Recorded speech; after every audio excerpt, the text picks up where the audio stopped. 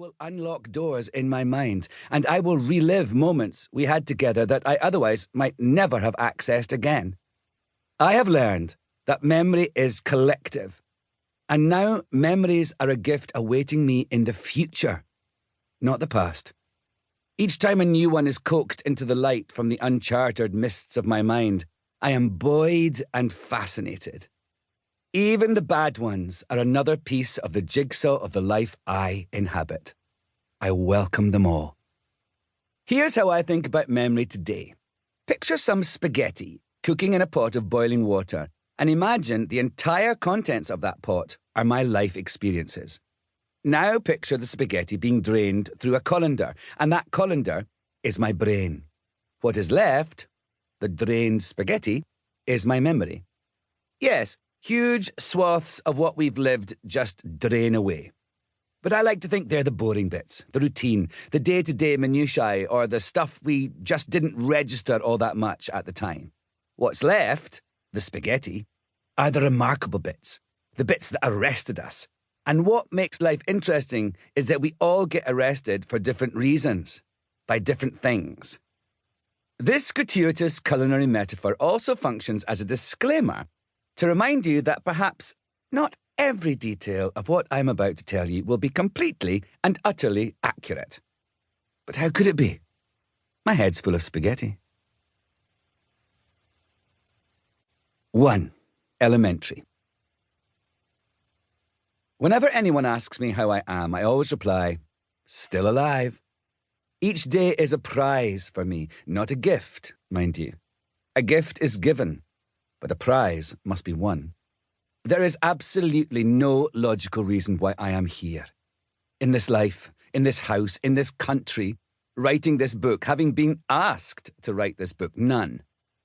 The life trajectory my nationality, class, and circumstances portended for me was not even remotely close to the one I now navigate. But logic is a science, and living is an art. For years, people would tell me I was brave or courageous, thank me for having inspired them or making them felt heard or seen. What they meant was that by living an open life as a queer man, and a famous one, I was somehow empowering them. I felt fraudulent being so vaunted for merely enjoying living my life, but I began to comprehend the utter thirst so many have to feel represented, especially when they do not have the option to express their true selves. And I could relate, for I too had a secret. My first memoir was written without guile and out of utter need to tell my tale, to be heard, to be seen. I wrote of my experiences as a little boy dealing with a very disturbed and dangerous adult man whose splintered psyche rained down such physical and emotional violence it startled even me as I recounted its horror on the page. That man was my father. But the title of the book, Not My Father's Son, was a gesture of succour, an assurance that I had not only managed to transcend those early days, but indeed, in spite of them, bloom. Writing compounded my healing and learning. Setting experiences down meant I had to analyse and quantify them.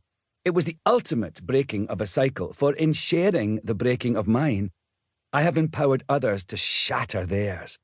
Every single day still, so many years later, I hear from people that my words galvanised them, to confront their abusers, to confront their memories, to reveal and reckon with what had been their shame. I learned the power of my words. I was reminded of the absolute duty of authenticity.